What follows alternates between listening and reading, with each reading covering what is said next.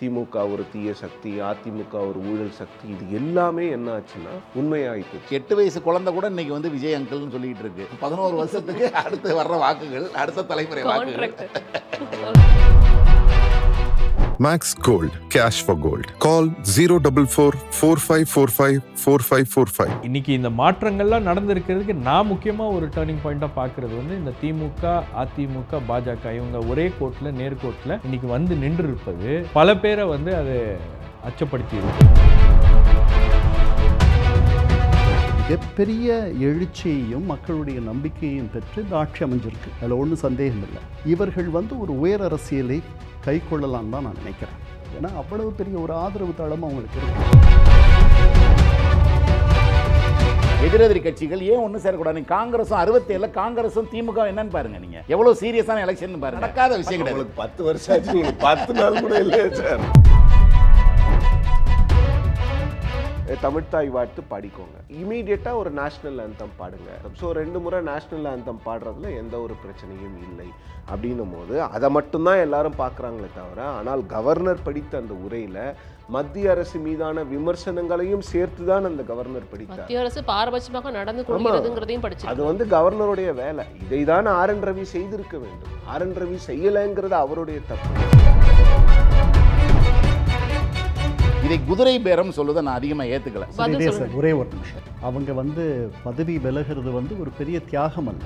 கட்சித்தாவல் தடை சட்டம்னு ஒன்று இருக்குது. அப்படி இல்லாத அவங்க அது பண்ணியிருந்தாங்கன்னா சார் சொல்கிற மாதிரி நான் சாரோட முழுமையாக ஒத்துக்கிறேன். ஏன்னா நீங்கள் ரிவெஞ்ச் எடுக்கிறதுலேருந்து எல்லாமே பண்ணுறாங்க எல்லா அரசியல்வாதியும். அப்போலாம் ஈகோ எல்லாமே. அப்போ அந்த அதிகாரம், அந்த ஈகோ, தனக்குரிய மரியாதை வேணும், இதை நோக்கி தான் அரசியல் போகுது. அப்போ இப்போ நடக்கிற எல்லாமே ரிவெஞ்சுன்னு எடுத்துக்கலாம். இல்லை, ரிவெஞ்ச் தானே. அப்புறம் என்ன சந்தேகம் உங்களுக்கு? நீங்கள் அதிமுகவோட கூட்டணிக்கு போயிருந்தா ரொம்ப ஈஸி. அதிமுக இப்போ தாவேக்காவே புதிய அதிமுக அப்படின்னு சொல்றதெல்லாம் பார்க்க முடியுது. இந்த சப்ஸ்கிரைபர் cannot be reached அப்படின்னு பினாமி நம்பர் கூப்பிட்டீங்கன்னா வராது. யார் எப்படி எடுத்துட்டு போவான்னு தெரியல. தொடர்பு எல்லைக்கு வெளியே போய்விட்டார். அப்போ பவர்ல இருக்கும். அவர் முன்னாடி இருந்து ஆர்எஸ்எஸ் பிள்ளையா தானே இருந்தாரு. அவர் ஆர்எஸ்எஸ் பிள்ளையா இருந்தாருன்னு விமர்சனம் வச்சாங்க. இல்லங்க, இவர் விமர்சனம் வச்சாருங்க. பதவி வேணும்னா யாரோட வேணாலும் கூட்டணி வைப்பாங்கல்ல. எம்பி எம்எல்ஏ சீட் வேணும்ல. அப்படின்னா திரும்ப அவர்களை முதல்வராக ஆக்குறேன் அப்படின்னு சொன்னப்போ அவங்க திமுகவோட பயணிச்சிருந்திருக்கலாம். அந்த ப்ரோக்ராமை வந்து ஃபிக்ஸ் பண்ணது திமுக. எடப்பாடி தான் வேணான்னு சொன்னாரு. அது சாத்தியமாக இருந்தால் இவங்க எல்லாம் இப்போ பேசுறவங்க எல்லாம் ஒரு மினிஸ்டரா உட்காந்துருக்க போறாங்க. சாத்தியம் ஆகாததுனால தான் இதை பேசிக்கிட்டு இருக்காங்க. காரணம் தான், எக்ஸ்கியூஸ் தான். அக்ஷர சுத்தமா நடக்கலன்றதுனால இவர்களெல்லாம் உயர் அரசியலை கையில் பிடிச்சிருக்காங்க.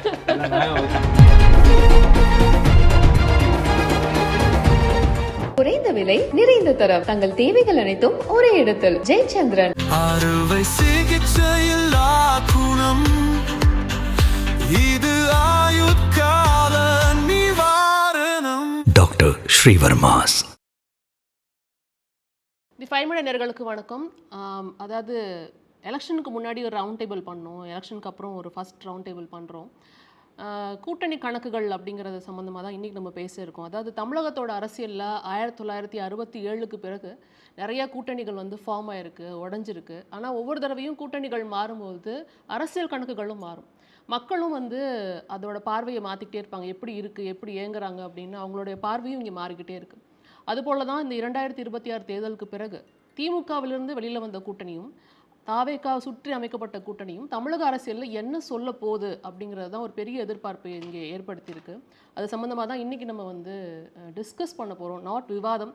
ஸோ ஒரு டிஸ்கஷனாக இருக்கணும் அப்படிங்கிறதுக்காக தான் தமிழகத்தோட மூத்த பத்திரிகையாளர்கள், பொலிட்டிக்கல் அனலிஸ்ட் எல்லாத்தையும் இங்கே இன்றைக்கி கூப்பிட்ருக்கோம். நிறைய விஷயங்கள் பேசுகிறதுக்கு இருக்குது. தொடர்ந்து நிகழ்ச்சிக்குள்ளே போகலாம். முதல்ல வந்த எல்லாத்துக்கும் என்னுடைய வணக்கம்.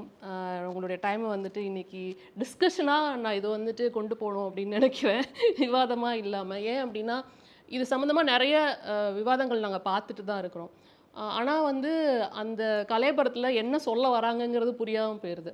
பட் இது மிகப்பெரிய மாற்றம் அப்படிங்கிற மாதிரி எங்களை எல்லாத்துக்குமே தோணுது. ஏன்னா இது வரைக்கும் திமுகவோட இருந்த எல்லா அணிகளும் இங்கே தாவேக்கா பக்கம் போயிருக்கிறாங்க. இது தொடருமா தொடராதா அப்படிங்கிறது அடுத்த கேள்வி. ஆனால் இந்த கூட்டணி கணக்குகள் என்ன சொல்ல வருது தமிழகத்துக்கு அப்படிங்கிறது தான் எங்களுடைய எதிர்பார்ப்பாகவும் இருக்குது. அதே மாதிரி ஒரு புதிய கட்சி ஆட்சி அமைச்சிருக்கிறாங்க. இன்னொரு கட்சியிலேருந்து அங்கே எல்லாரும் கரைஞ்சிக்கிட்டு அப்படியே இங்கே வந்துட்டு இருக்கிறாங்க அதிமுகலேருந்து. ஸோ அந்த கட்சி நிலைமை என்னவாக போகுது? இவங்க தூய சக்தின்னு சொல்லிட்டு இருந்தாங்க, இப்போ அங்கேருந்து எல்லாரும் வராங்க, அது எப்படி தூய சக்தியாக இருக்குங்கிற விமர்சனங்களும் பெருகிக்கிட்டே இருக்குது.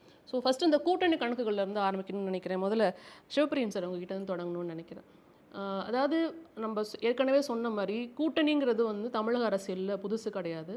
தொடர்ந்து திமுக வந்து பல்வேறு தருணங்களில் வந்து கூட்டணி அமைத்து தான் அரசியலில் வந்து பயணப்பட்டிருக்காங்கன்னு பார்க்க முடியுது. இப்படி அவங்கக்கிட்டேருந்து வெளியில் வந்த கூட்டணி என்ன மாதிரியான ஒரு தாக்கத்தை திமுகவில் ஏற்படுத்தும்? இந்த கூட்டணி எலெக்ஷனுக்கு முன்னால் உடைக்கணும்னு முதலமைச்சர் ஜோசப் விஜய் அவர்கள் நினச்சார். எலெக்ஷனுக்கு முன்னால் அவரால் முடியல.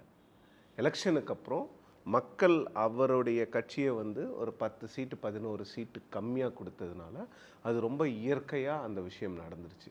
நீங்கள் விக்கிரவாண்டி மாநாட்டிலருந்தே திரு விஜய் அவர்களுடைய அந்த நோக்கம் அப்படின்னு பார்த்தீங்கன்னா, அவர் வந்து தன்னை ஒரு செக்குலர் ஃபோர்ஸாக டிக்ளேர் பண்ணிட்டாரு.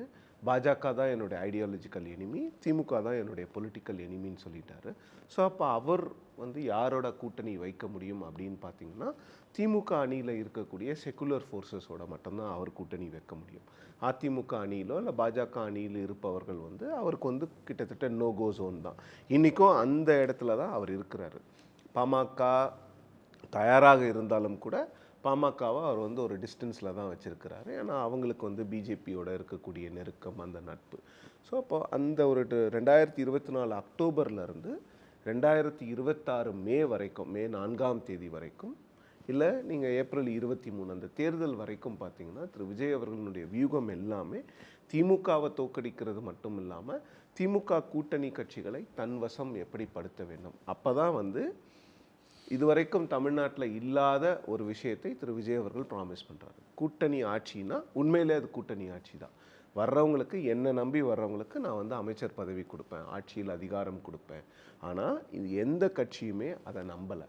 அவங்க என்ன சொன்னாங்கன்னா, அதை கொடுக்குற இடத்துல நீங்கள் இல்லை, திமுக தான் இன்றைக்கி இருக்குன்னு விசிகே உட்பட எல்லா கட்சிகளும் சொன்னாங்க. ஏன்னா அன்றைக்கி திமுக தான் ஆட்சியில் இருந்தாங்க.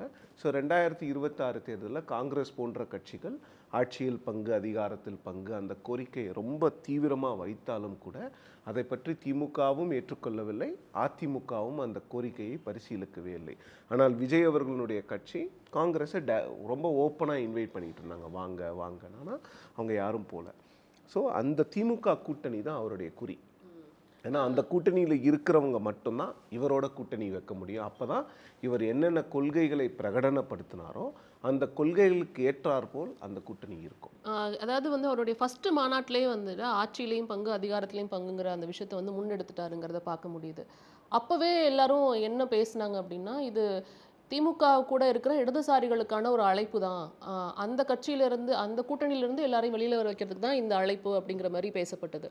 அது வந்து எலெக்ஷனுக்கு முன்னாடி நடக்கலை அப்படிங்கிற பட்சத்தில் இப்போ அந்த கட்சிகள், அதாவது திமுக சொல்கிறாங்களே எங்களுக்கு எதிரி யாருன்னு தெரியாமல் நாங்கள் ப்ளே பண்ணிட்டோன்னு, அவங்களும் அப்படி தான் இருந்தாங்களா? திமுகவை பொறுத்த வரைக்கும் அவங்க என்ன நினச்சாங்கன்னா, விஜய் அவர்களை ரெகக்னைஸ் பண்ணாமல் நாம் இந்த தேர்தலுக்கு போயிடலாம் அப்படின்னு நினச்சாங்க.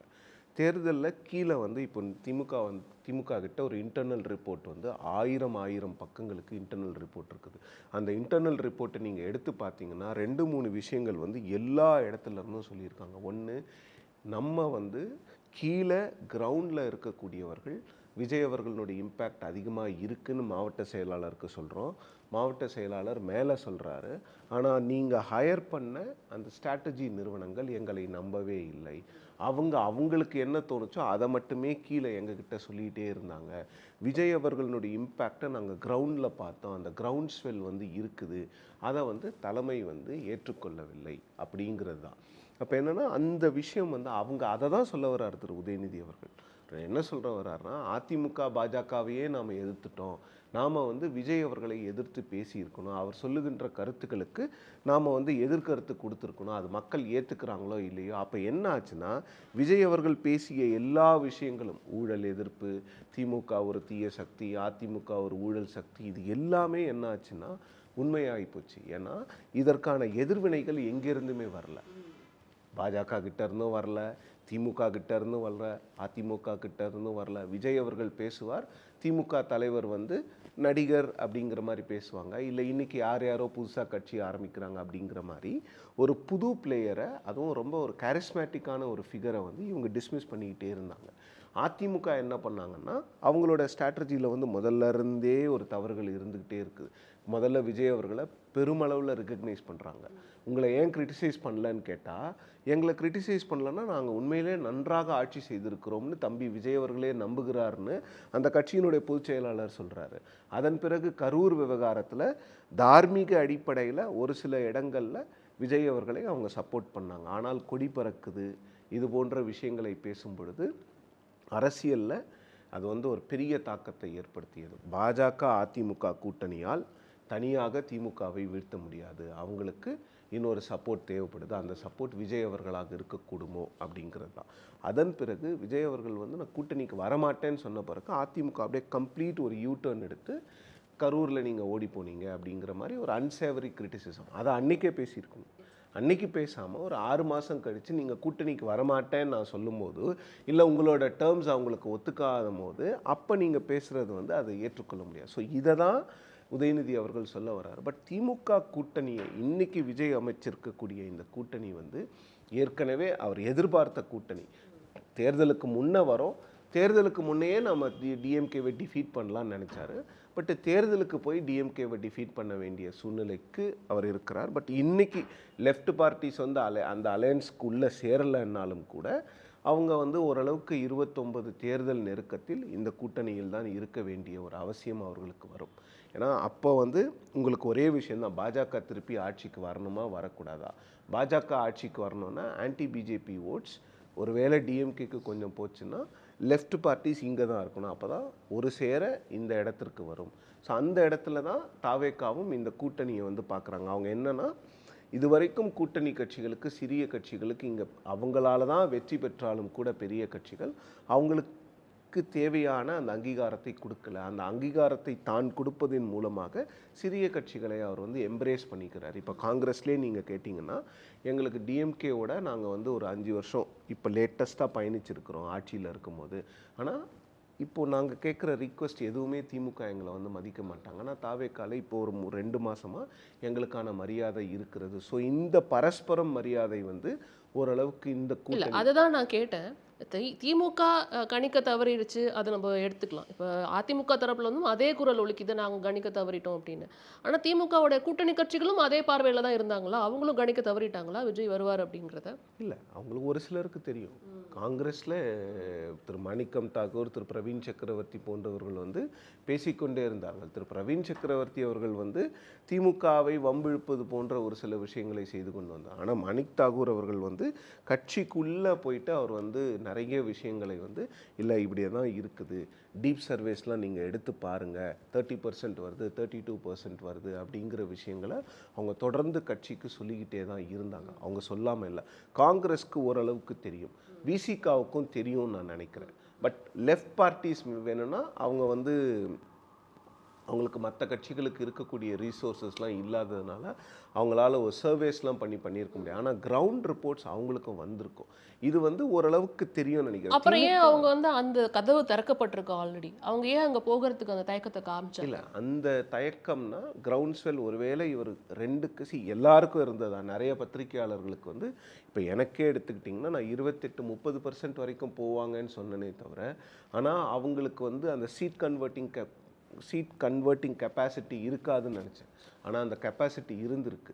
ஸோ அப்போ என்னென்னா, திமுக மற்ற கட்சிகளுக்கு வந்து அவங்க என்ன நினச்சாங்கன்னா, முதல் தேர்தல்லையே ஒரு புது பிளேயர் 118 சீட்டு ஜெயிக்க முடியுமா, திமுக அதிமுக 2 கட்சியும் உடைக்க முடியுமா முதல் தேர்தல்லையே அப்படிங்கிற அந்த எண்ணம். ஒரு நமக்கு வந்து ஸ்டேக்கே கிடையாது எலெக்ஷனில், கவர் பண்ணுறது மட்டும்தான். நமக்கே இருக்கும் பொழுது கட்சிகளுக்கு வந்து பயங்கர ஸ்டேக் இருக்குது. அவங்களுக்கு எம்எல்ஏ பதவி, அவங்களுக்கு எம்பி பதவி, ஒரு திமுக ஆட்சிக்கு வரும் அப்படின்னு அவங்க எதிர்பார்க்கும் பொழுது அந்த எதிர்பார்ப்பில் தான் அவங்க இருப்பாங்க. ஏன் நம்ம போகணும், இருக்கிறத விட்டுட்டு ஏன் பறக்கிறதுக்கு ஆசைப்படணும் அப்படிங்கிற எண்ணத்தில் தான் அவங்க அந்த கூட்டணியில் இருந்தாங்க. ஏன்னா திமுக ஆட்சிக்கு வருவதற்கான வாய்ப்புகள் இருக்கிறதுன்னு அவங்க நம்பினாங்க. காங்கிரஸில் இருக்கக்கூடிய ஒரு சிலரும் மற்ற கட்சியினர் தான் அதுக்கு வாய்ப்பு கம்மி.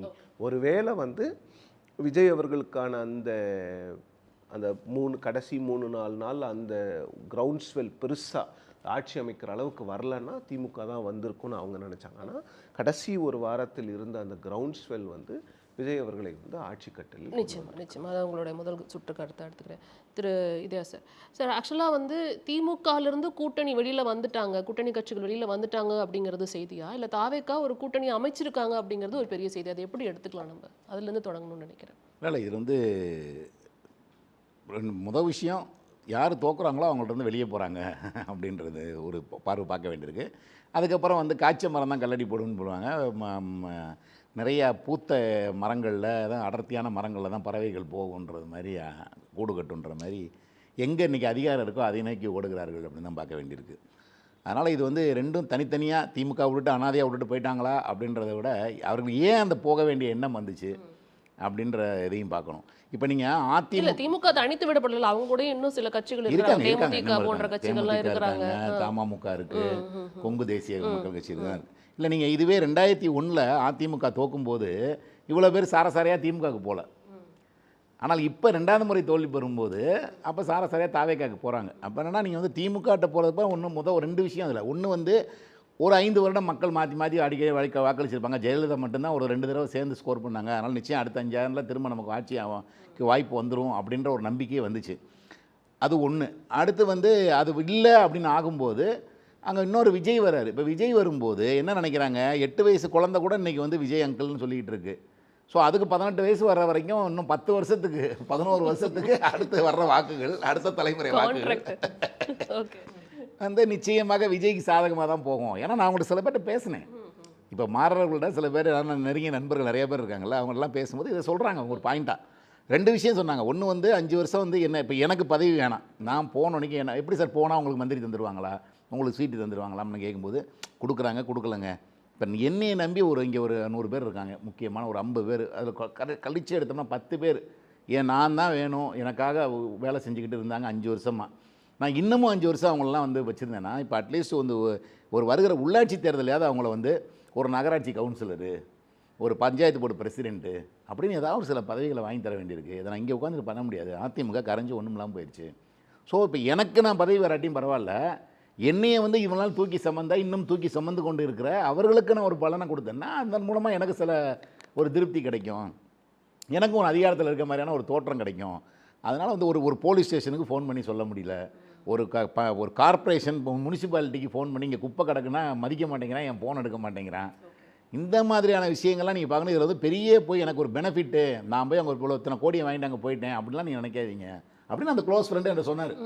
இதெல்லாம் இருக்குங்க. 2வது வந்து இந்த மாதிரி அடுத்த ஒரு 10 வருஷத்துக்கு வந்து பழைய தலைமுறை வாக்காளர்கள் ஒரு பக்கம் வந்து இயற்கை எழுதிக்கிட்டே போவாங்க, அந்த ஓட் பேங்க் கழிஞ்சிக்கிட்டே போகும் அடுத்த 10 வருஷத்துக்கு.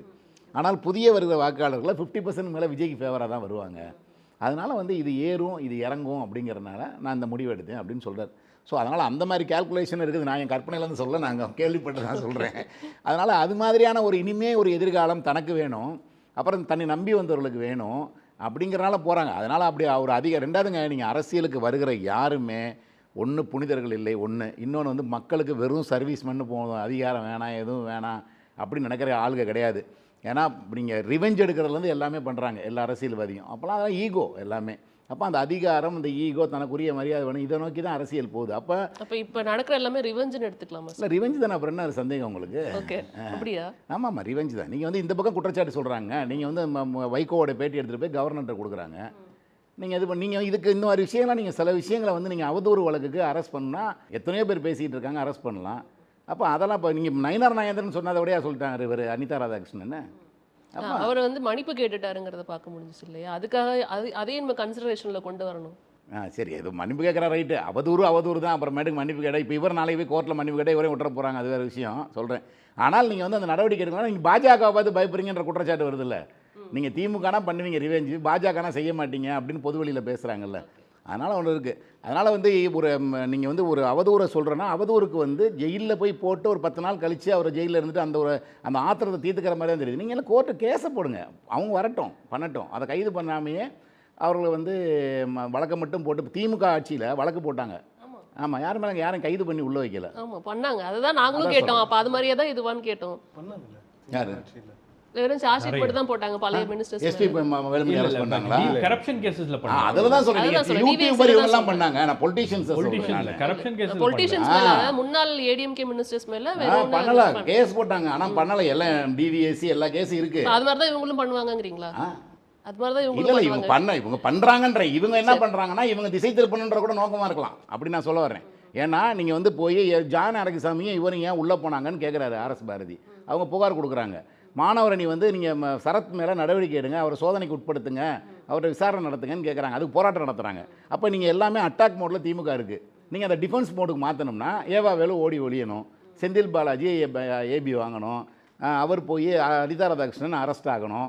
இந்த மாதிரி கொண்டு போயிட்டீங்கன்னா இப்போ டிஃபென்சிவ் மோடில் தான் ஆடணும். இவங்க இது நாங்கள் செய்யலை, நாங்கள் ஊழல் பண்ணலை, நாங்கள் அந்த மாதிரி தாவேகா எம்எல்ஏக்களை விலைக்கு வாங்கலை அப்படின்னு சொல்லி அப்போ அட்டாக் மோட்ல. இதுக்கு முன்னாடி கடந்த காலங்கள்ல என்ன நடந்ததோ அதே மாதிரி ஒரு விஷயத்தை தான் இவங்களுக்கு கடைபிடிக்கிறாங்க. முதல்ல சொல்றேங்க, அரசியல் வந்து அப்படிதாங்க. அரசியல் வந்து புதுமையான அரசியல்லாம் ஒன்றும் கிடையாது. எல்லாருமே பவருக்கு தானே வரணும். எல்லாருக்கும் ஆசை பவருக்கு வரணும். பவருக்கு வரதை நீங்கள் வந்து உங்களுக்கு நிதி பற்றாக்குறை இருக்குது, நீங்கள் ஊழலை ஒழிக்கிறேன்றீங்க. நீங்கள் வந்து மதுபானத்தில் பெட்டிக்கு வாங்கினா ஊழலை ஒழிச்சிட்டீங்க. 10 ரூபாயை ஒழிக்க முடிஞ்சு அவங்களால. இதுதானே மக்கள்கிட்ட நேரடியாக போகுது. நீங்கள் அதை வந்து பொதுமக்களுக்கு சிந்தனையே போகாது. நீங்கள் முதல்ல நேராக பாக்கெட்லேருந்து நீங்கள் இப்போ தான் வந்து சில இதெல்லாம் இருக்குது. நீங்கள் வந்து இப்போ நீங்கள் தாசில்தார் ஆஃபீஸில் போனீங்கன்னா நீங்கள் ஒன்றுக்கும் காசு கொடுக்க வேண்டியிருக்கு.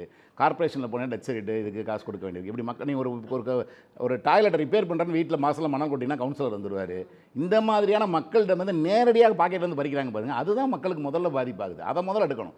நீங்கள் மேலே டாஸ்மாக்லேருந்து நாங்கள் ஊழலை ஒழிச்சிட்டோம் அப்படின்னு சொன்னால், பெட்டிக்கு வாங்குறத ஒழிச்சிட்டோம்னா நீங்கள் 10 ரூபாயை முதல்ல ஒழிக்கணும். முதல்ல என்ன சொன்னாங்க, பாட்டு பாடினார் பாலாஜி, 10 ரூபாய் பாட்டிலுக்கு 10 ரூபாய்ன்னு பாட்டு பாடினார். அப்போ என்ன சொன்னார், இதை தான் சொன்னார். நேராக இது வந்து அமைச்சருக்கும் இவங்களுக்கும் சிஎம் வரைக்கும் போகுதுன்னு சொன்னார். இப்போ என்ன சொல்கிறார் விளக்கம், இல்லை அந்த ஊழியர்கள் டாஸ்மாக் ஊழியர்கள் பாதிக்கப்பட்டிருக்காங்க, அவங்களுக்கு சில தீர்க்க வேண்டிய பிரச்சனைகள் இருக்குது அப்படின்னு அப்போ சொன்னதுக்கு இப்போ மன்னிப்பு கேட்பாரப்பா அவர். அவர் 10 ரூபா அங்கே போகல, ஃபர்ஸ்ட் ஃபேமிலிக்கு போகலையா சார்? அதான் சொல்கிறேன், போகலை இல்லைன்னு சொல்கிறேன். இப்பயும் போகலைன்னா அப்பையும் போகல. ஏன்னா தங்கமணி இருந்தப்போ போகலை, நத்தம் வயசுல இருந்தப்போ போகல, கடைக்காரர்கள் வாங்கினாங்க அவங்களுக்கு சில. இப்போ அதை தானே சொல்கிறார், இப்போ வாங்க அலோவ் பண்ணுறாங்க இப்பயும். அப்போ இது வந்து விக்னேஷ்க்கும் விஜய்க்கும் போதும் தானே கேள்வி வரும். இப்பயும் வாங்கப்படுகிறது அந்த 10 ரூபா. இன்னொரு 10 ரூபா வேறு பாட்டிலுக்குன்னு ஒரு 10 ரூபா வாங்குறாங்க. அந்த பாட்டில் சில கடைகளில் திருப்பி வாங்க மாட்டேங்கிறாங்கன்னு பிரச்சனை இருக்குது. அப்போ 20 ரூபா கூடுதலாக போகுது.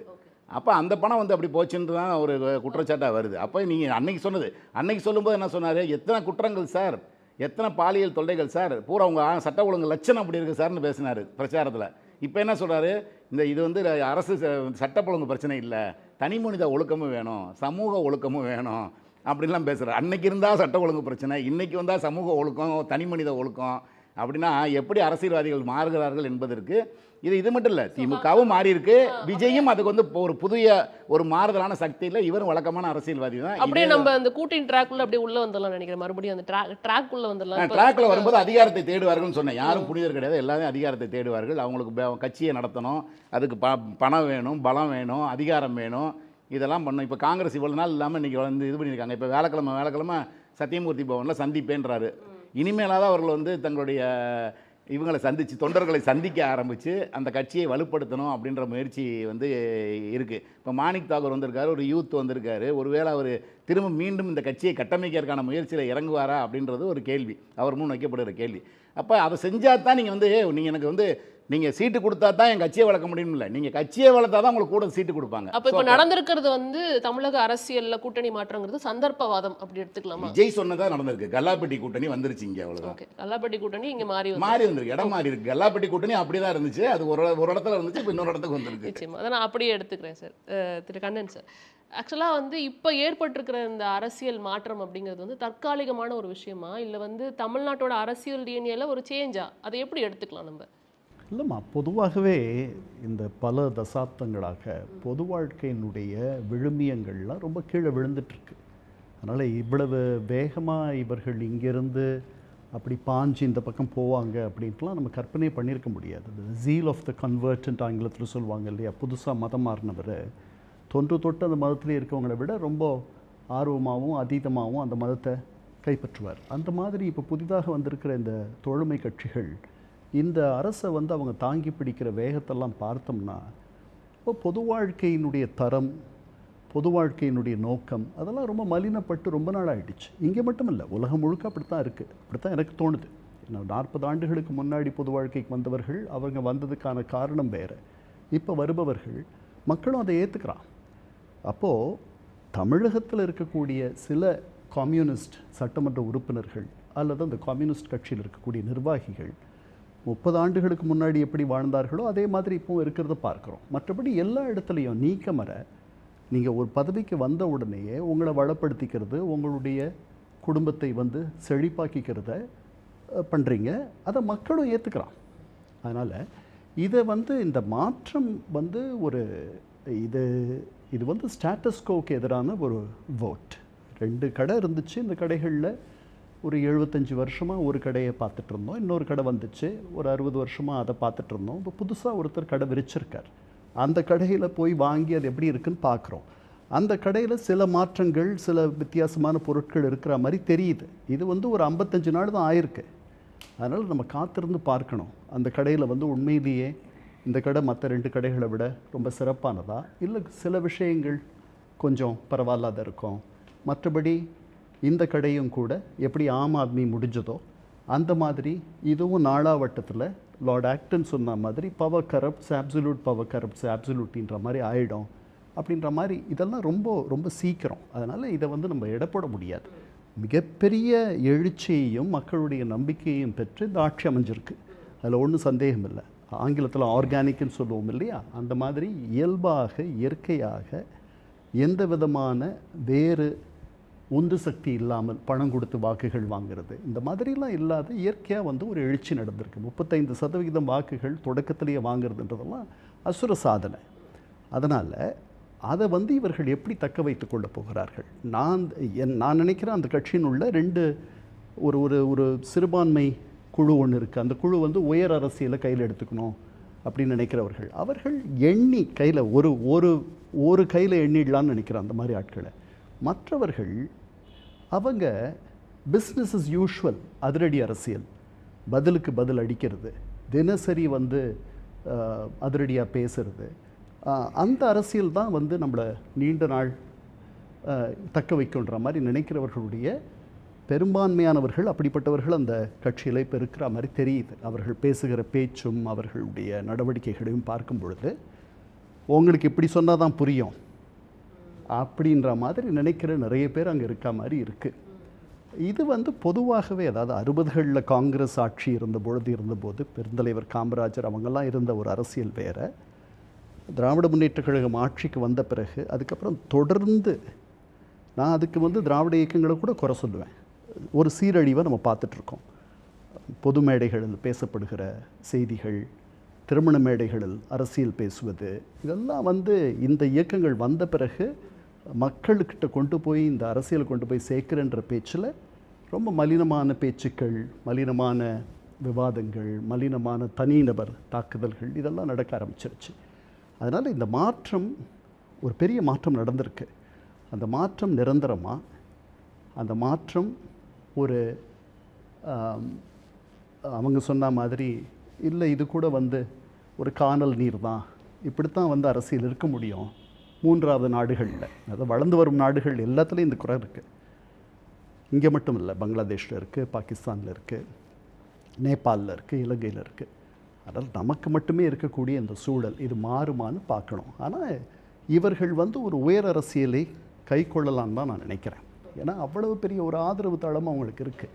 அந்த பொறுத்திருந்து தான் பார்க்கணும். அப்படின்னா இப்போ சபி சார், இப்போ நிறைய விஷயங்கள் வந்திருக்கு அப்படிங்கிறத பார்க்க முடியுது. குறிப்பாக வந்து நான் வந்து இது மாற்றமா அப்படின்னு கேட்டிருந்தேன்.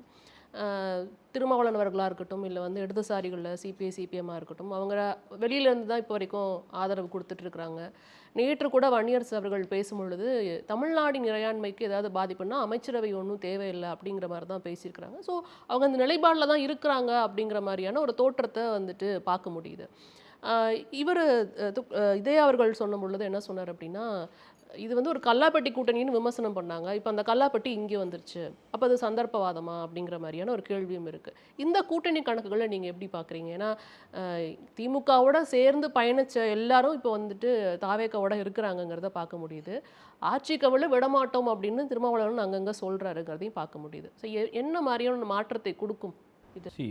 தமிழகத்தில் ஏற்பட்டிருக்கிறது சார் சொன்ன மாதிரி ஒரு மிகப்பெரிய அரசியல் மாற்றம், ஒரு டெக்டானிக் ஷிஃப்ட். அது நீங்கள் அடிப்படையிலேயே ஒரு மாற்றம் நிகழ்ந்திருக்கிறது. ஏன்னா சீஃப் மினிஸ்டர் விஜய் வந்து ஹஸ் டன் தி அன்திங்கபிள். 2 திராவிட இயக்கங்களை வீழ்த்திவிட்டு ஆட்சியை பிடிப்பது 2.5 வருஷத்தில் அதை சாதித்து காட்டியிருக்கிறார். அதுக்கு முன்னாடி என்டிஆர் அவர்கள் ஒரு 9 monthsல அவர் அதை சாதித்தார் ஆந்திராவில். அப்போ இருந்த சூழல்கள் சர்க்கம்ஸ்டான்சஸ்லாம் வேறு, இன்றைக்கி இருக்கக்கூடிய சூழல்கள் வேறு.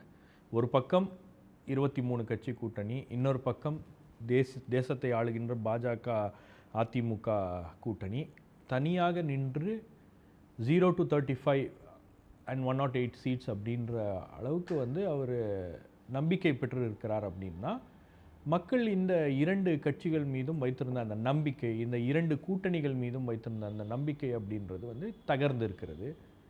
அதுக்கப்புறம் புதிய அரசியல் சூழல் என்பது உருவாயிருச்சு. 108 சீட்ஸ் அப்படின்னும் போது இந்த 108 சீட்ஸ் நாம் ஆதரவு கொடுக்கல அப்படின்னா பிஜேபி உள்ளே வருவதற்கான ஒரு வாய்ப்பு இருக்குது, அவங்க ஒரு கேமை விளையாடுறதுக்கான வாய்ப்பு இருக்குது. அல்லது தாவேகா அதிமுக அப்படின்னா பிஜேபிக்கு ஒரு பேக்டோர் என்ட்ரி கொடுக்குற மாதிரி ஒரு சூழல் அப்படின்றது உருவாகும். இந்த மாதிரி விஷயங்களை எல்லாம் வந்து கருத்தில் கொண்டு தான் இடதுசாரி கட்சிகள், காங்கிரஸ் ஏற்கனவே வந்துட்டாங்க. ஏன்னா காங்கிரஸுக்கு முன்கூட்டியே வந்து தாவேகாவுடன் தான் போக வேண்டும் அப்படின்றது தான் rank and file, accept few leaders, rank and ஃபைலில் இருந்த சென்டிமெண்ட்டு. அதை காங்கிரஸ் மேலிடம் கேட்கவில்லை. குறிப்பாக ராகுல் காந்தியே வந்து விஜயோடு தான் கூட்டணி வைக்க வேண்டும், தாவேகாவோட தான் கூட்டணி வைக்க வேண்டும் என்பது அவருடைய எண்ணம். அதை பல பேர் இங்கே ஏற்றுக்கலை. ஸோ இங்கே என்ன பண்ணாங்கன்னா வேறு ஒரு செட்டப்பை இவங்க கிரியேட் பண்ணி திமுகவுக்கு ஒரு எட்ஜ் இருக்குது அப்படின்ற மாதிரி ஒரு பிம்பத்தை உருவாக்கினார்கள். அதில் எல்லாருமே வந்து இன்றைக்கி சமூக வலைதளங்கள்லையும் ஊடக விவாதங்கள்லையும் அதை வைத்து அதை கட்டமைச்சு அதை முன்னிறுத்தினாங்க. பட் அது எல்லாமே வந்து தவறு அப்படின்றது தான் வந்து இந்த ரிசல்ட்ஸ் வந்து உணர்த்தி இருக்கிறது. அப்போ இந்த இடத்துல இவ்வளோ நம்பர்ஸ் வந்த உடனே ஒரு செக்யுலர் கவர்மெண்ட் தமிழ்நாட்டில் இருக்கணும் அப்படின்ற ஒரு எண்ணம் தான் வந்து மேலோங்கி இருக்கிறது. நீங்கள் திமுக இருந்தால் திமுகவை வந்து அவங்க சப்போர்ட் பண்ணியிருப்பாங்க. 108 சீட்ஸ் திமுக வந்திருந்தால் திமுகவை சப்போர்ட் பண்ணியிருப்பாங்க. அப்போது திமுக வரல அந்த இடத்துல அப்படின்னும் போது வேறு ஒரு புது பொலிட்டிக்கல் சர்க்கம்ஸ்டான்சஸ் வருது அப்படின்னும் போது எல்லா கட்சிகளுக்கும் வந்து ஒரு ஸ்டாண்டை எடுக்க வேண்டிய ஒரு கட்டாயத்துக்கு தள்ளப்படுகிறார்கள். நீங்கள் லெஃப்ட் வந்து நாங்கள் கவர்மெண்ட்டுக்குள்ளே வரல, வெளியே இருந்து ஆதரவு தெரிவிக்கிறோம் அப்படின்னு ஒரு பிரின்சிபல் ஸ்டாண்ட் எடுத்துட்டாங்க. விசிகேல ஒரு டில்லி டாலிங் இருந்துச்சு. அதுக்கப்புறம் விசிகேவும் கடைசியாக கூட்டணிக்குள்ளே வந்துட்டாங்க. ஐயுஎம்எல், நீங்கள் ஐயுஎம்எல் வந்து திமுக விட்டு வெளியே வருவாங்க அப்படின்றதெல்லாம் வந்து யோசித்து கூட பார்க்க முடியாது. நீங்கள் கலைஞர் வந்து கூட இருக்கும்போது பக்கத்துலேயே காதர் மொய்தீன் சாபுடைய கையை பிடிச்சிட்டு இருப்பார். எல்லா மீட்டிங்ஸ்லேயும் எல்லா மேடைகள்லையும் வந்து அவர் உடன் இருப்பார். ஒரு 60 வருஷம் கூட்டணி, 67லேருந்து நீங்கள் அவ்வளோ பெரிய ஒரு 2 தடவை இல்லைன்னு. ஆமாம், 2 தடவை இல்லை, 2 தடவை அந்த இந்த என்டிஏவோட அவங்க போகும்போது இல்லை.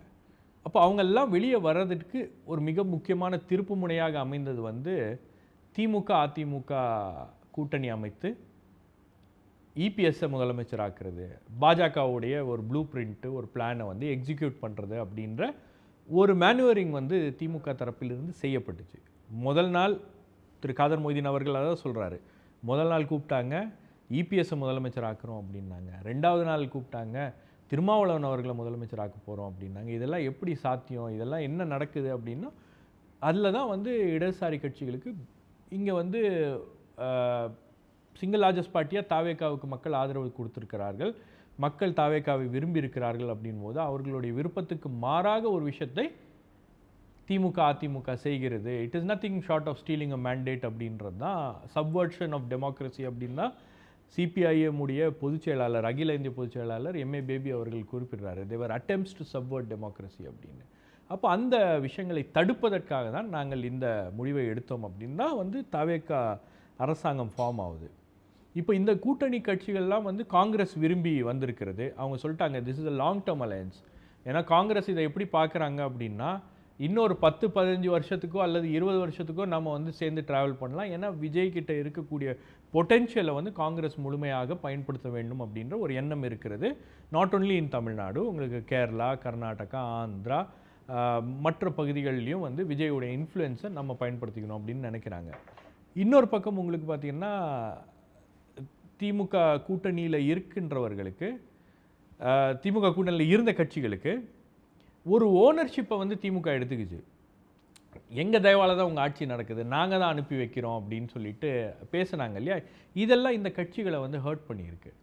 நீங்கள் திமுக வந்து கூட்டணியாக இருந்ததற்காக சிபிஐ, சிபிஎம், விசிகே, ஐயுஎம்எல் எல்லா கட்சிக்கும் நாங்கள் தான் ஓனர் அப்படின்ற மாதிரி ஒரு மனப்பான்மை இருக்குது இல்லையா, அது இவர்களை வெறுப்பேற்றி இருக்கிறது. இன்னைக்கு கூட நீங்கள் திருமாவளவன் அவர்கள் விசிகே தலைவர் நாங்கள் அறிவிக்கவில்லை, அவங்க தான் அறிவிச்சாங்க கூட்டணியில் இல்லை அப்படின்னு சொல்கிறாங்க. அதே மாதிரி மதிமுக வந்து இது பண்ணது ஒரு பிக் பிரதர் ஆட்டிடியூட் இருக்கு இல்லையா திமுகவோட, அது இவர்களை வந்து அங்கதான் அந்த கேள்வியே வருது. இப்போ எலெக்ஷனுக்கு முன்னாடியே வந்து கூட்டணி கட்சிகளே வந்து திமுக கையாள்வது வந்து விமர்சனத்துக்குள்ளானது அப்படிங்கிறத பார்க்க முடியுது.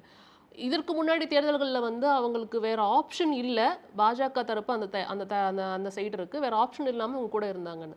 ஆனாலும் விஜய் தரப்பு இங்கே வந்துட்டு டோர்ஸ் ஓப்பன் பண்ணி வச்சுட்டு காத்துட்டு இருந்தாங்க அப்படிங்கிறத பார்க்க முடியுது. ஆனால் ஏன் அப்போ அவங்களுக்கு அந்த நம்பிக்கை வரவே இல்லை?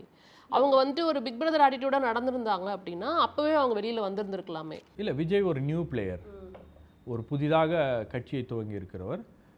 அவர் ஜெயிப்பாரா ஜெயிக்க மாட்டாரா, அவருக்கு வாக்கு சதவீதம் என்ன, அவருடைய கேண்டிடேட்ஸ் என்ன, அவர்களுடைய அரசியல் என்ன அப்படின்ற பல்வேறு சந்தேகங்கள் இருக்கிறது. அதாவது விஜய் அவர்களுடைய அந்த தாவேக்காவுக்கு பின்னணியில் பாஜக இருக்கிறதா அப்படின்ற சந்தேகங்களும் வந்து பலருக்கு இருக்கிறது.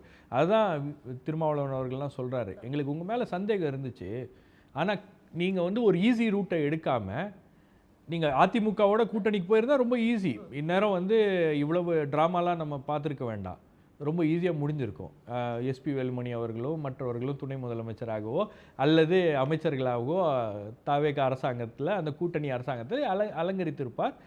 பிஜேபியோடைய ஒரு மினிஸ்டரா கூட யாராச்சும் வந்து ஒருத்தர் ரெண்டு அதுல ஏதாவது கணக்குகள் இருக்கா? ஒருவேளை ஒருத்தர் தான் இருக்காரு, நீங்க எம்எல்ஏ இல்லாம கூட இன்னொருத்தர் திருச்சி ஈஸ்ட்ல ஒருத்தரை நிக்க வச்சு ஜெயிக்க வைக்கிற மாதிரி அவங்க பண்ணியிருப்பாங்க. பாஜகல இருந்து ரெண்டு அமைச்சர் பேச்சுவார்த்தை நடத்தி தான் வந்தாங்க ஏடிஎம்கே.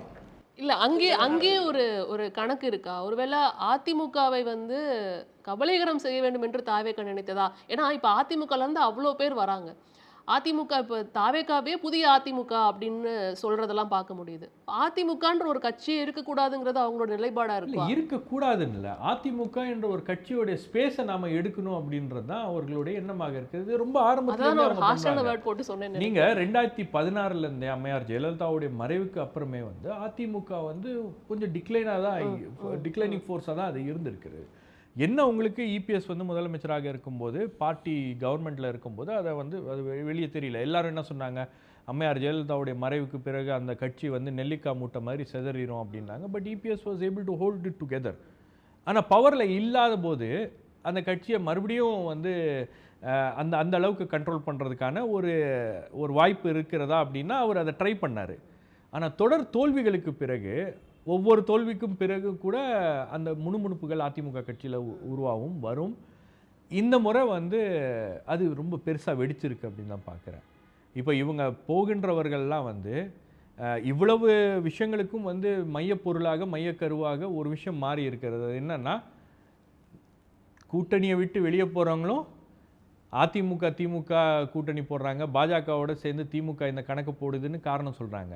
அதிமுகவிலேருந்து வெளியே போகிறவங்களும் வந்து என்ன சொல்கிறாங்க, திமுகவோட அதிமுக கூட்டணி போட்டு இபிஎஸ் முதலமைச்சர் ஆகணுன்றாங்க. இதை வந்து ஒரு காரணமாக பயன்படுத்தி கொண்டு நடக்கின்ற எல்லா விஷயத்தையும் வந்து அவங்களுக்கு சாதகமாக திருப்பி கொண்டிருக்கிறார்கள். ஏன் தலைவர்கள் போகிறாங்க?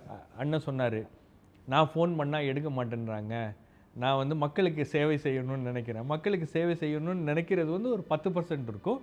மீதி 90% வந்து இந்த அமைச்சர்கள், முன்னாள் அமைச்சர்கள், இவர்கள் சேர்த்து வைத்திருக்கக்கூடிய சொத்து, இவர்கள் வந்து இப்போ நீங்கள் இந்த பணம் சேர்த்து வச்சுருக்காங்க இல்லையா, இது அவங்க பேரில் மட்டும் இருக்காது, பினாமிகள் பேரில் இருக்கும். நீங்கள் பவரில் இல்லைன்னா த சப்ஸ்கிரைபர் கேனாட் பி ரீச்ட் அப்படின்னு பினாமி நம்பர் கூப்பிட்டீங்கன்னா வராது. யார் எப்படி எடுத்துகிட்டு போவான்னு தெரியல. திடீர்னு 100 கோடி 200 கோடி திடீர்னு காணாமல் போயிருச்சு, இல்லை வேற யாரோ பேருக்கு மாறிடுச்சு, தொடர்பு எல்லைக்கு வெளியே போய்விட்டார், அல்லது நீங்கள் வந்து கன்னடா லாங்குவேஜ்லையோ அல்லது தெலுங்கு லாங்குவேஜ்லையோ அல்லது மலையாளம் லாங்குவேஜ்லையோ வந்துச்சுன்னு வச்சுங்களேன், அதெல்லாம் வந்து அவங்களுக்கு ஒரு பெரிய அச்சத்தை கொடுக்கும். அப்போ பவரில் இருக்கணும். பவரில் இருந்தால் மட்டும்தான் அவங்களால வந்து அந்த சொத்துக்களையும் மற்ற விஷயங்களையும் அவர்கள் சம்பாதித்திருக்கக்கூடிய அல்லது கொள்ளையடித்து சேர்த்து வைத்திருக்கக்கூடிய பணத்தெல்லாம் வந்து பாதுகாக்க முடியும். இதுதான் அதோடைய அடிப்படை காரணம். அப்போ நான் நல்ல பாலிட்டிஷியன்ஸ் இருக்காங்க, நான் இல்லைன்னுலாம் சொல்லல. பட் பிரதானமான நோக்கம் ஊழல் வழக்குகள் இருக்கின்றவர்கள் மற்றவர்களுக்கெல்லாம் வந்து இதுதான் அடிப்படை காரணம்.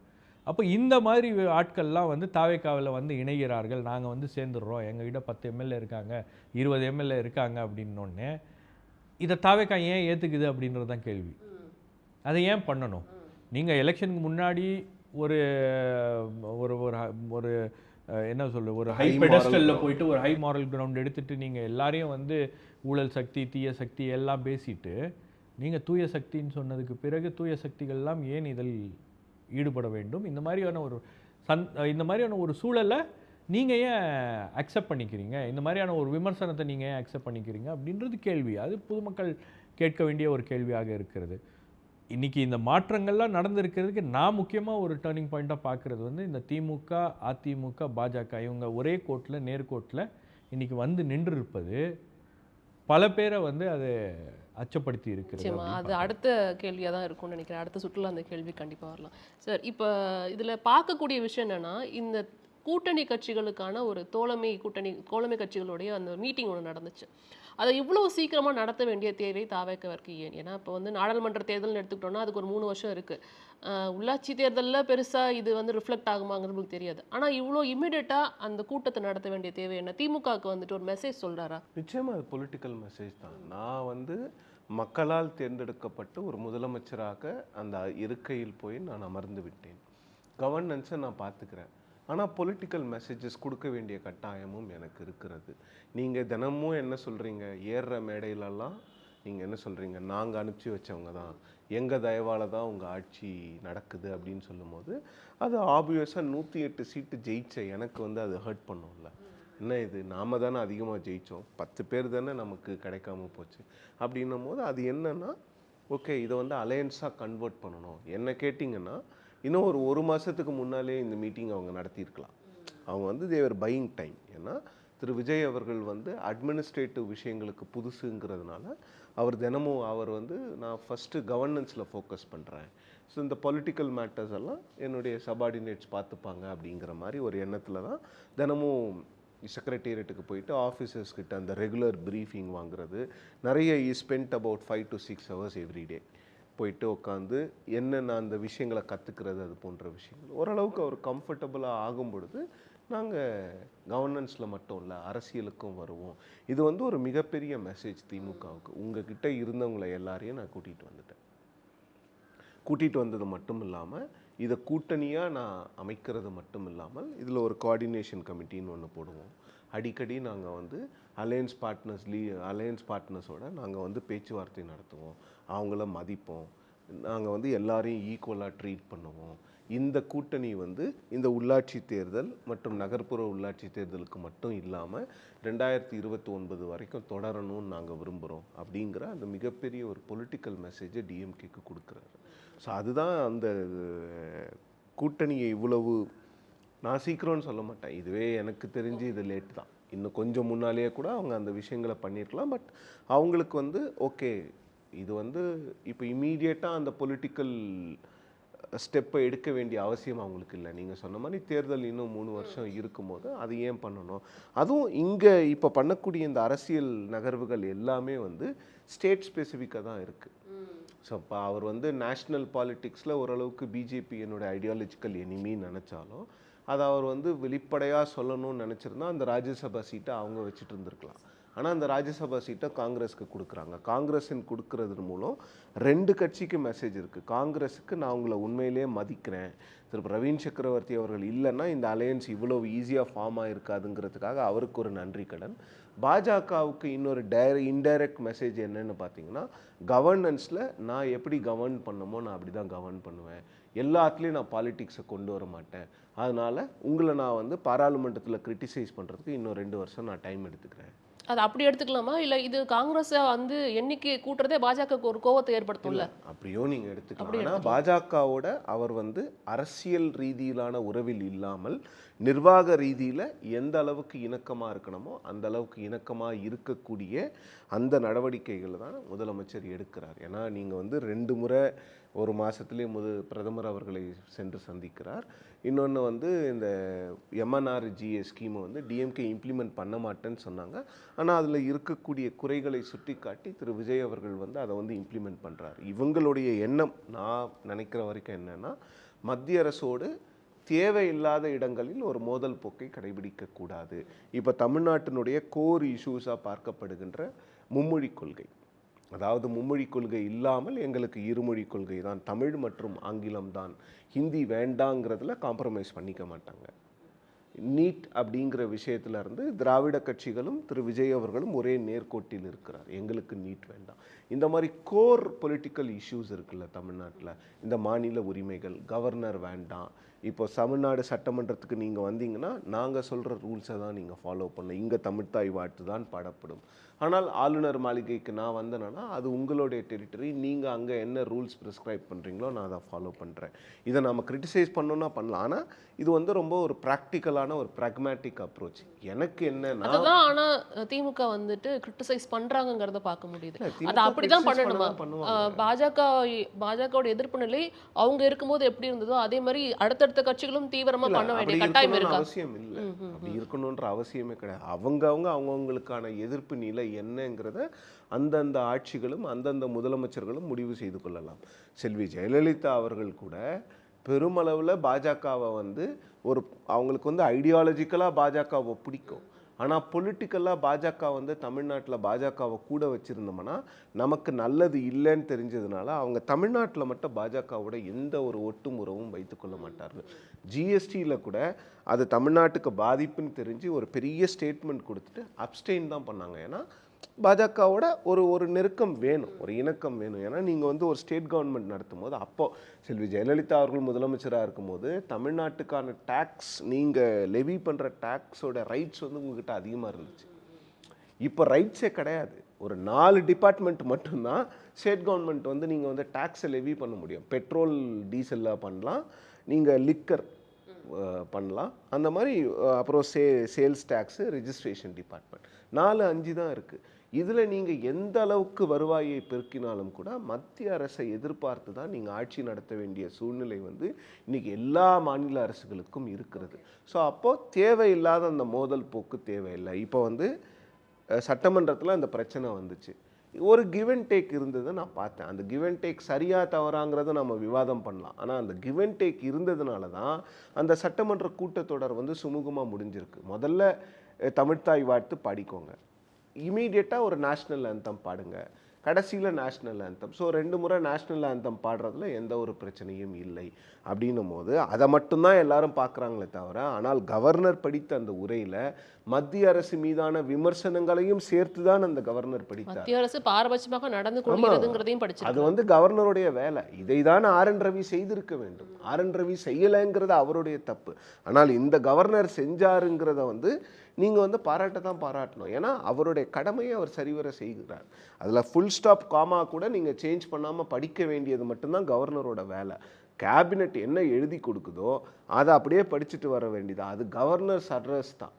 கவர்னர் அவர் எழுதி பேசுகிறதெல்லாம் கிடையாது. ஸோ அப்போ என்னென்னா இந்த ஒரு கிவ் அண்ட் டேக்கை வந்து இவங்க வந்து ஃபார்மலைஸ் பண்ணுறாங்க. இப்படி இருந்தால் தான் இங்கே ஆட்சி நடத்த முடியும். ஏனென்றால் விஜய் அவர்கள் கொடுத்திருக்கக்கூடிய அந்த வாக்குறுதிகள் வந்து மத்திய அரசினுடைய ஒரு ஒத்துழைப்போ உள்ள ஒரு உதவி இல்லாமல் நிச்சயமாக செயல்படுத்த முடியாது.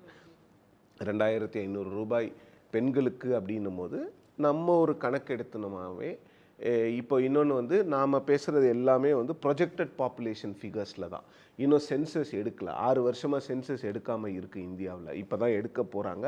அதனுடைய ரிசல்ட்ஸ் வர்றதுக்கு இன்னும் 1.5 வருஷம் ஆகும். ஸோ ப்ரொஜெக்டட் பாப்புலேஷன் ஃபிகர்ஸ் வச்சு நீங்கள் பார்க்கும்போதே 60 வயசு கீழே இருக்கிறவங்களுக்கு நீங்கள் மாதம் 2500 ரூபா கொடுக்கணுன்னா தமிழ்நாட்டில் ஒரு 60,000 to 70,000 கோடி உங்களுக்கு தேவைப்படும் இந்த ஒரு ஸ்கீமுக்கு மட்டும். அப்புறம் நீங்கள் ஏகப்பட்ட ஸ்கீம்ஸ் அவர் சொல்லியிருக்கிறார். ஸோ இதெல்லாம் வேணும்னா மத்திய அரசுக்கிட்ட ஏதாவது ஒரு கிவ் அண்ட் டேக் இருக்கணும். இல்லைன்னா நிச்சயமாக பண்ண முடியாது. இல்லைன்னா கடன் மட்டும்தான் வாங்கணும்.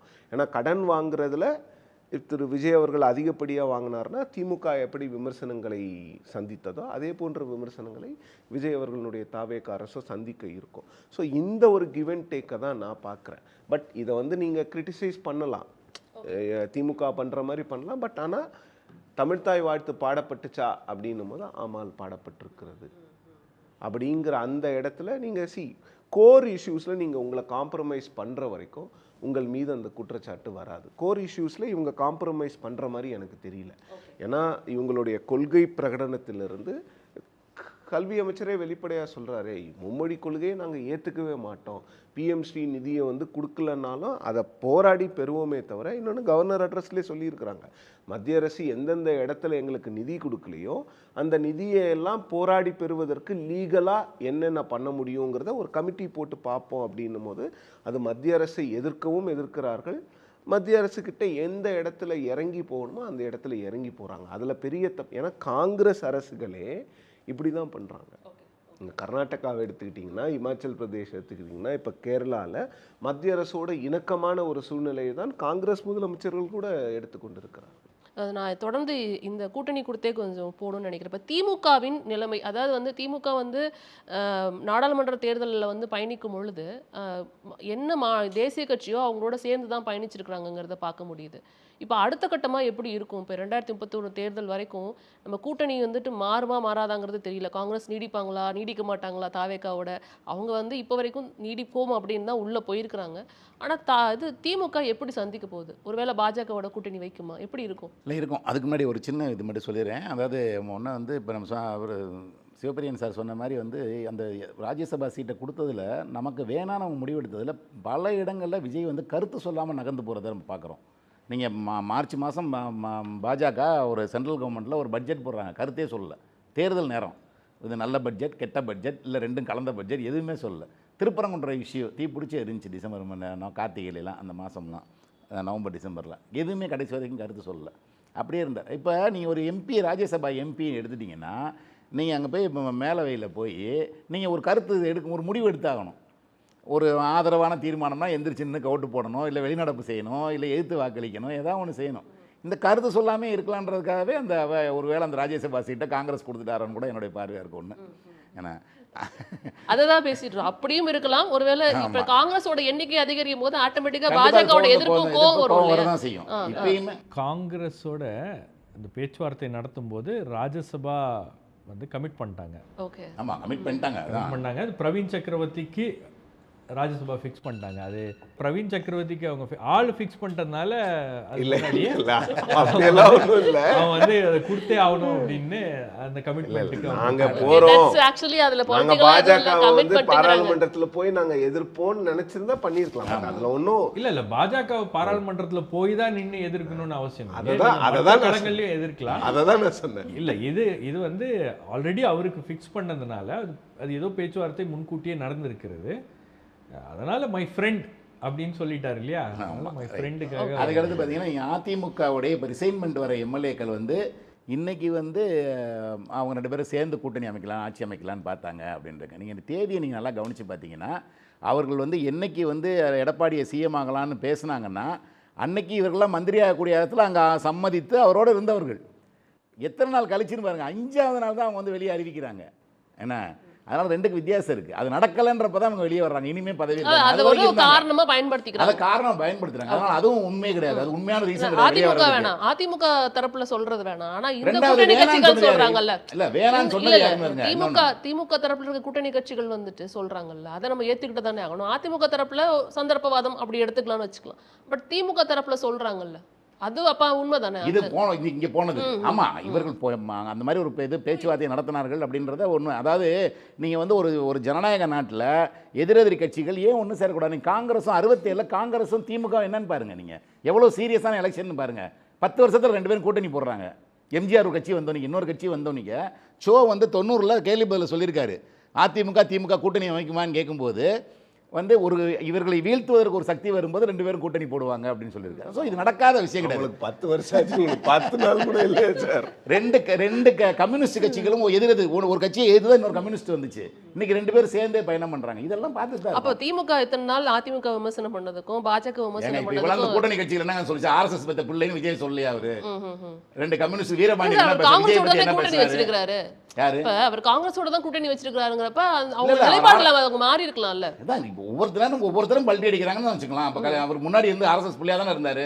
அவர் ஆர்எஸ்எஸ் பிள்ளையா இருந்தாருன்னு விமர்சனம் வச்சாங்க. இவர் விமர்சனம் வச்சாருங்க. பதவி வேணும்னா யாரோட வேணாலும் கூட்டணி வைப்பாங்கல்ல. எம்பி எம்எல்ஏ சீட் வேணும்ல. நீங்க 107 எடுத்துட்டு திரும்ப ரிசைன் பண்ணிட்டு திரும்ப போய் எலெக்ஷன் சந்திக்க அப்படின்னா முடியுமா? திரும்ப அவர்களை முதல்வரா ஆக்குறேன் அப்படின்னு சொன்னப்ப அவங்க திமுகவோட பயணிச்சிருந்திருக்கலாமே. பதவி ஏங்க அதான் சொல்ல வந்து நீங்க அதுல உள்ள வந்துட்டீங்க. கடைசியா இல்ல எடப்பாடி தான் வேணாம்னு சொன்னாரு. அந்த ப்ரோக்ராமை வந்து ஃபிக்ஸ் பண்ணது திமுக. அதுக்கு ஓகே சொல்லாதது எடப்பாடியார். நீங்க உள்ள ஊடுருவி இந்த பத்திரிகையாளரை கேட்டு பாருங்க தெரியும். முதல் நாள் நைட்டு நோ சொன்னாரு, மறுநாள் காலைல ஓகே, சாரி முதல் நாள் நைட்டு ஓகே சொன்னாரு, மறுநாள் காலைல நோ சொன்னாரு, திரும்ப சாயங்காலம் ஓகே சொல்றதுக்கு முன்னாடி ஒரு லெட்டர் கொடுத்துட்டாரு. அதுதான் நடந்தது. புரியுது அவங்களுக்கு? அப்போ முதல்ல நோ சொல்லி அது ஃபெயிலியர் ஆனதே எடப்பாடியால் தான் அது நடக்காமல் போனதே. ஸோ அதனால் இவர்கள் சொல்கிற குற்றச்சாட்டு அன்னைக்கு ஒன்று பேசுகிறாங்க. ஆனால் இன்னொரு விஷயம் நான் அதில் ஒத்துக்கிறேங்க. என்னென்னா இதை குதிரை பேரம் சொல்லுவதை நான் அதிகமாக ஏற்றுக்கலை. அதுக்கு ஒரு நான் காரணம் சொல்கிறேன். என்னென்னா அதிமுகவினர் வந்து அப்படியே வந்து ஒரு ஒரு ஒரு ஃபேக்ஷனை மொத்தமாக ஒரு பெர்பெண்டிகுலர் இதை எடுத்துகிட்டு வந்து ஒரு டிவிஷனாக வந்து ஒரு ஆளுங்கட்சியை ஆதரித்து அவர்கள் வந்து பண்ணுறாங்கன்னா ஒரு பணம் வாங்கிட்டு பண்ணுறாங்கன்னா குதிரை பேரன்னு சொல்லலாம். இங்கே வந்து ரிசைன் பண்ணிவிட்டு களத்துக்கு போகிறாங்க, பொதுமக்களை போய் சந்திக்கிறாங்க. நீங்கள் இப்போ பொதுமக்கள் தான் டிசைட் பண்ண போகிறாங்க. இவர் வந்து விஜயோட போகலாமா விஜய் வேணாமான்னு சொல்லி இவங்க நேரடியாக வந்து சார் ஒரே ஒரு நிமிஷம். அதாவது அவங்க வந்து பதவி விலகிறது வந்து ஒரு பெரிய தியாகம் அல்ல. கட்சித்தாவல் தடை சட்டம்னு ஒன்று இருக்குது. அப்படி இல்லாத அவங்க அது பண்ணியிருந்தாங்கன்னா சார் சொல்கிற மாதிரி நான் சாரோட முழுமையாக ஒத்துக்குவேன். அப்புறம் மக்கள் வந்து எல்லாரையும் அவங்கள திருப்பி நிற்க வச்சா எல்லாரையும் திருப்பி அனுப்பிடுவாங்கன்ட்டுலாம் நான் நினைக்கல. பார்க்க போகிறோம். அதுதான் சொல்றேன். அப்ப மக்கள் தான் முடிவு பண்ணணும். அவர் என்ன சொல்றாருன்னா கட்சித்தாவல் தடை சட்டம்னு ஒண்ணு இல்லனா அவங்க வந்துட்டு தாவி இருப்பாங்கங்கற. இந்த உயர் அரசியல்ல யாரும் ராஜினாமா பண்ணிட்டு போயிருக்க மாட்டாங்கங்கற. புரியுது எனக்கு. ஆனா என்ன சொல்ல வரேன், நான் அதுல தான் சொல்றேன். அதுல அவ்வளவு ஈஸி கிடையாதுன்ற. நீங்க மக்கள்கிட்ட போணும்லன்றேன். இப்ப மக்கள் தான முடிவு பண்ண போறாங்கன்றேன். Okay okay. இப்ப மக்கள் வந்து நீங்க நினைச்ச மாதிரி அந்த இதுல கூட அண்ணன் சொல்றதுல கூட 2/3 வேணும். ஆமா 2/3 வேணும். அந்த நம்பர்ஸ் வந்திருந்துச்சுனா இவங்க போயிருப்பாங்க. 32 வந்திருந்தாங்கன்னா போயிருப்பாங்க. அது போயிருப்பாங்க. அது வேற விதமான அது பதவி போயிருக்காது. இன்னைக்கு அதிமுக திமுக கூட்டணியை பத்தி பேசுறாங்களா, அவங்க எல்லாம் வாயே திறந்திருக்க மாட்டாங்க. இன்னொன்னு அது சாத்தியமாக இருந்தால் இவங்க எல்லாம் இப்ப பேசுறவங்க எல்லாம் ஒரு மினிஸ்டரா உட்கார்ந்து இருக்க போறாங்க. சாத்தியம் ஆகாததுனால தான் இதை பேசிக்கிட்டு இருக்காங்க. காரணம் தான், எக்ஸ்கியூஸ் தான். அக்ஷர சுத்தமா நடக்கலன்றதுனால இவர்கள் எல்லாம் உயர் அரசியல கையில பிடிச்சிருக்காங்க. அதுதான் உண்மை. அதான் சொல்றேன். நடக்கல, அவங்க நினைச்சது நடக்கல. அவர்கள் பவருக்கு வரணும்னு பார்த்தாங்க, நடக்கல. அதனால வந்து நம்ம வந்து ஒரு ஒழுக்கமான அரசியல், நாங்கள் ஒரு தரமான அரசியலை பண்ண நினைச்சோம், அதுக்கு வாய்ப்பு இல்லைன்றாங்க. நீங்கள் வந்து எதான் சொல்ல வரேன், நீங்கள் இப்போ என்ன மக்கள் முடிவாயிருதில்ல. நீங்கள் அனிதா ராதாகிருஷ்ணன் போனார், கம்ப ராமகிருஷ்ணன் போனார், செந்தில் பாலாஜி போனார், ஒவ்வொருத்தரும் கட்சி மாதிரி ஒவ்வொரு கட்சியில் ஜெயிச்சுட்டு அடுத்து அதே பீரியடில் போய் நின்று அடுத்த எலெக்ஷனில் வேறு கட்சியில் நின்று ஜெயிக்கிறாங்கன்னு போது நீங்கள் மக்கள் டிசைட் பண்ணும்போது நீங்கள் எப்படி சொல்லுவீங்க? நீங்கள் மக்கள் வந்து விஜய்க்கு ஓட்டு போட்டது தப்பு அப்படின்னு சொல்லி விமர்சனம் பண்ணால் நீங்கள் வந்து அப்படி பண்ண முடியாதுல்ல நீங்கள் யாரும். ஏன்னா அவ்வளோ பேர் விரும்பி போட்டிருக்காங்கன்னு தெரியுது. அப்போ அதை தாண்டி நம்ம விமர்சனம் பண்ண முடியாது. மக்கள் தீர்ப்பே மகசின் தீர்ப்பு.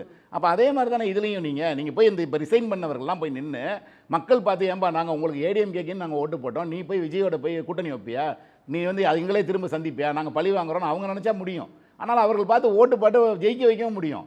அப்படிங்கும்போது மக்கள் தீர்ப்பு மகேசின் தீர்ப்புன்னு வரும்போது எனக்கு ஒரே ஒரு பாயிண்ட் தான் சார். இப்போ நம்ம வந்து இங்கேருந்து எல்லாரும் போயிட்டாங்க. இப்போ விசிகா போயிட்டாங்க, இடதுசாரிக்கு போயிட்டாங்க, ஐயுஎம்எல் போயிட்டாங்க, அதிமுகலேருந்து ரிசைன் பண்ணிட்டு போயிட்டாங்க அப்படிங்கிறத பேசுகிறோம். ஆனால் வாட் நெக்ஸ்ட் ஃபார் டிஎம்கே? அவங்க எப்படி வந்துட்டு அடுத்தடுத்த நகர்வுகளை கையாள போகிறாங்க, அது குறித்து இங்கே விவாதம் ரொம்ப கம்மியாக இருக்கும் அப்படின்னு. காங்கிரஸை வீழ்த்துவது தான் இப்பொழுது வந்து திமுகவின் இணைய போராளிகள் இருக்காங்களா, அவங்களுடைய தலையாய கடமையா வந்து இனிமேல் காங்கிரஸ் பழி வாங்கணும், துரோகத்துக்கு வந்து இது பண்ண. அதுக்கு நீங்க பாஜகவோட வேற யாரோடனாலும் நீங்க போய் கூட்டணி சேரலாம் அப்படின்னு தான் அவங்க பேசிக்கிறாங்க.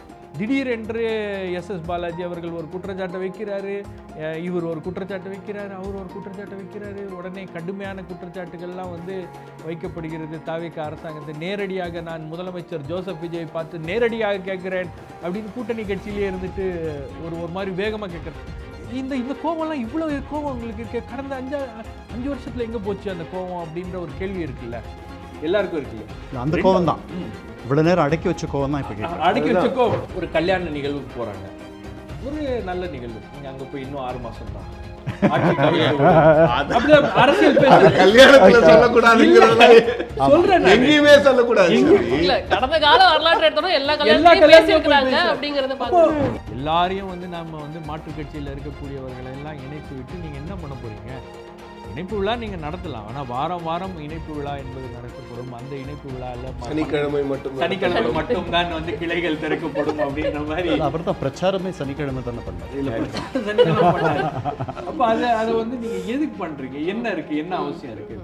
Max Gold, cash for gold. Call 044-4545-4545. குறைந்த விலை நிறைந்த தரம் தங்கள் தேவைகள் அனைத்தும் ஒரே இடத்தில். ஜெயச்சந்திரன். அறுவை சிகிச்சையில்லா குணம், இது ஆயுட்கால நிவாரணம். டாக்டர் ஸ்ரீவர்மாஸ்.